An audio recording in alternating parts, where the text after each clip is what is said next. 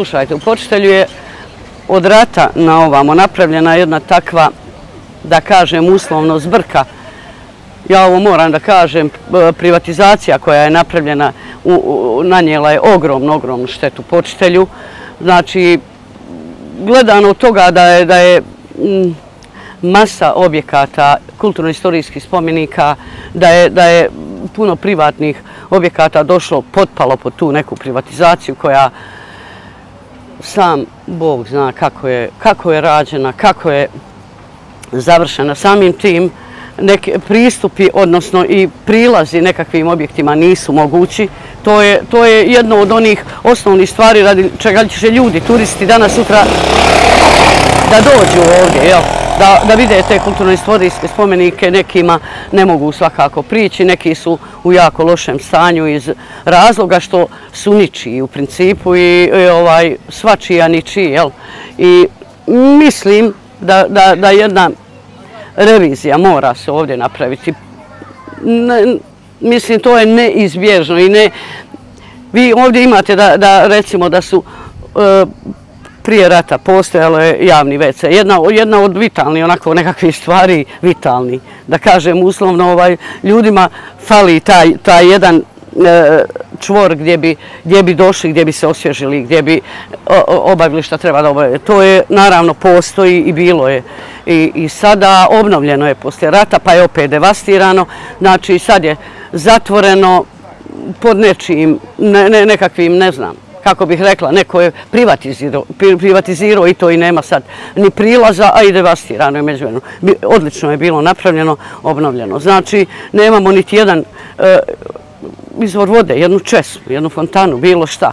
To su nekakve osnovne stvari gdje ljudi moraju, evo imamo taj restoran i tako dalje. A što se tiče samog održavanja grada, samog ulaganja u grad, tu vam niko nije u onom prvom naletu, znači prvi put kad je rađena obnova Počitelja, bilo je ljudi entuzijasta koji su vjerovatno gurali da se to, a i zbog povratka ljudi koji su istjerani, kuće zapaljene i tako dalje. Znači, obnovljeno je nešto i privatnih objekata, naravno, a i urađene su određeni kulturno-istorijski spomenici. Sad, da bi se to dok je bilo, da kažem, onog prvog vala obnove za povratnike i tako dalje. Mi pripadamo, naravno, Čapljini koja bi nekako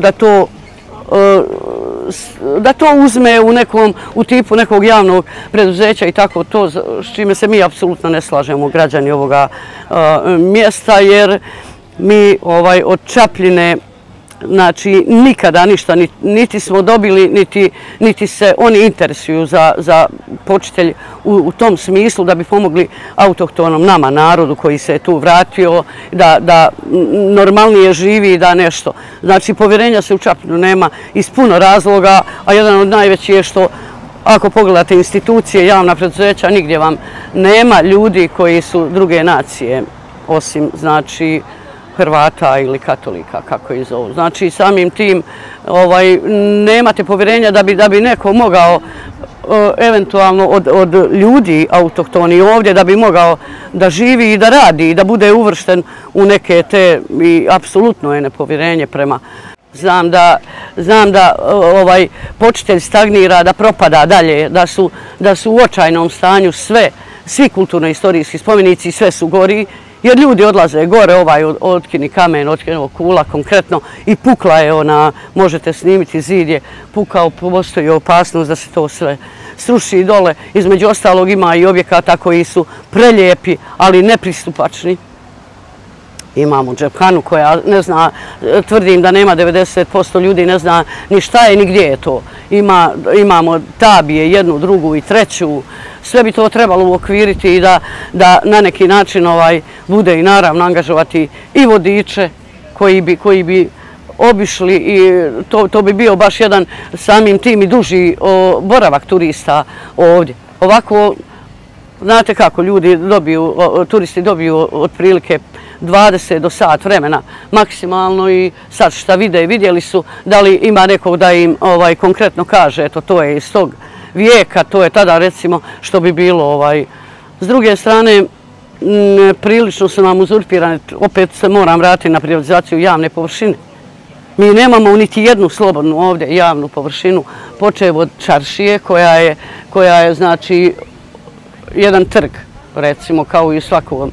Da li postoji igdje na svijetu da je prodata jedna takva javna površina? Znači trg je prodat i tu su konstantni problemi, pretvoren u neki parking, ne znam šta. Znači mi smo oduvijek u svom djetinjstvu, tu nam je bila, pošto smo počitelj nije imao vodu, mi smo svi na čatrnjama bili, znate šta su čatrnje, bazeni za skupljanje vode.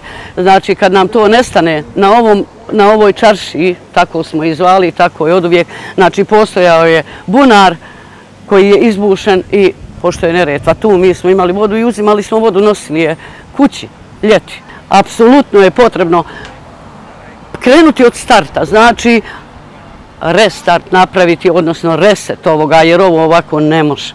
Jednostavno ne može, ako vi nemate jednu slobodnu površinu da stanete nogom, pogledajte vi koliko stanovnika ovdje u ovom donjem dijelu grada, znači niko nigdje ne može prići kući, obzirom da je tu ta čaršija, znači niko ne može se zaustaviti autom da nema problema.